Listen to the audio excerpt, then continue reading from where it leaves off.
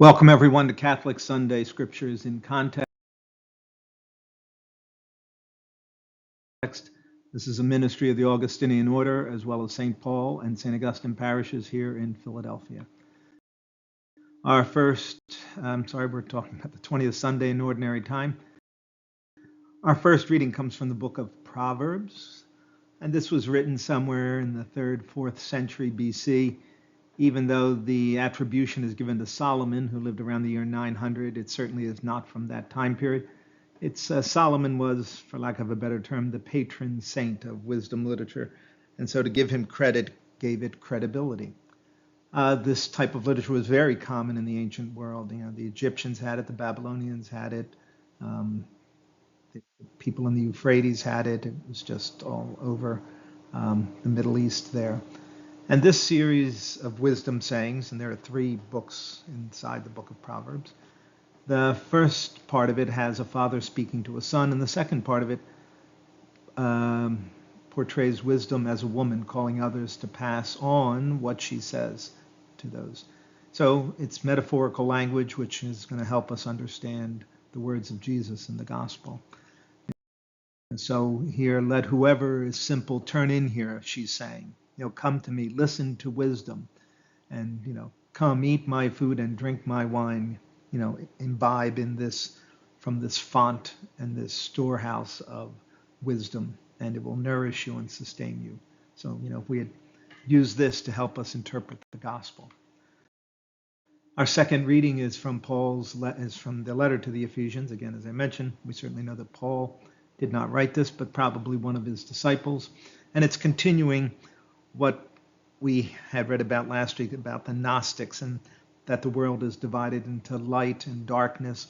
And so, at the beginning of this reading, we're sort of coming to the end of what was last week's reading, and to try to choose a better way of life, not the things that are evil. And each one must figure this out for oneself. And the comment about drunken behavior may have come about due to early problems in the liturgy. The first masses were celebrated as part of a supper that someone might have at their house. And some people were getting drunk at the meal. And Paul writes this in the letter to the Corinthians, and certainly chastises them for such terrible behavior in liturgy. They're scandalizing. And at that point, this is what caused the liturgy to be separated from the meal. And at this point, the meal was really happening on Saturday evening before the Christians would go to the synagogue, because at this point almost all the Christians were Jewish. But they moved the liturgy to Sunday morning to celebrate the resurrection, and that ended this connection with the meal. So watch carefully how you live. The days are evil, and the sort of darkness thing, that's the continuation of the Gnostic condemnation that the author was making just before this. And do not get drunk on wine. And this reference to singing psalms and hymns helps us understand that this author is probably talking about the liturgy. And give thanks always and for everything, which is Eucharist, right? That's what the word Eucharist means, thanksgiving. And lastly, our gospel is a continuation of John chapter 6. The reaction to the speech of Jesus, as I said last week, is literalism, thick-headedness, and disbelief. And it's tough to believe that this would have been one conversation, but it seems that John has sewn together different arguments against Christianity and placed it all in the mouth of Jesus. And it actually, some literary scholars think that, this was probably a sermon of John that he put together.